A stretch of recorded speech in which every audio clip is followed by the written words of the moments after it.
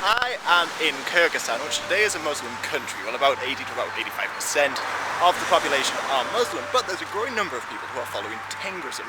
For instance, one of the leaders of the Arlam party, named Maliev, he wants Tengrism to be recognized as one of the state religions. So I thought I'd discuss a little bit, well, the basics of Tengrism. But just as a little aside, the Arlam party are a political party of non-partisans, or at least that's how they're described. And they, for instance, blockaded roads during the 2005 election and wanted to change the name of Kyrgyzstan.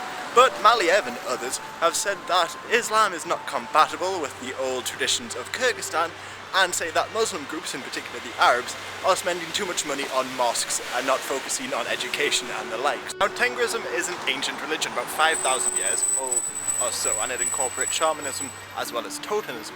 And in one way it is monotheistic. For instance, they worship a god named Tengri, who is often portrayed as a goose because in the creation story he flew over the water as a goose and that helped create the world. But it is also sort of polytheistic. For instance, they had other deities like Agi, that was a sort of mother goddess. There was Jaik, who was a deity of rivers and lakes and stuff like that. There was also Od Anna, and this was the god of fire. And there was Yer, who was the wife of Tengri, and they had a lot more.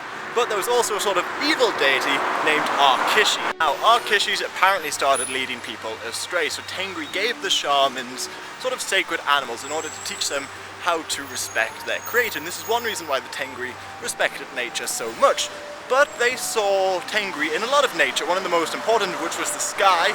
After all, the word for sky and Tengri were pretty much synonymous. Now, another reason why they respected nature so much is the Tengri believed in Yer-Suk. Now, these were spirits that lived in nature, trees, rivers, etc. And some of them, particularly the spirits of dead people, could be quite dangerous, or at least mischievous. And you had to sort of respect where they lived in order to appease them. Now, another thing they held in very high regard was fire. In fact, some European travellers said that they had to pass between two fires in order to arrive at the camp. Jumping over fires was seen as a sort of purifier, and in Mongolia, where Tengrism eventually found its way to, it was illegal to put a knife in fire or even throw rubbish into family fires, which families kept apparently for a very long time. And just to end off, in Western China, a divination book was found, which references Tengri a lot. Now, these were sort of omens that you would expect for nomadic people to have. For instance, there was stuff saying a man goes to war and makes a name for himself, or a horse has a sort of wounded mouth that will not heal.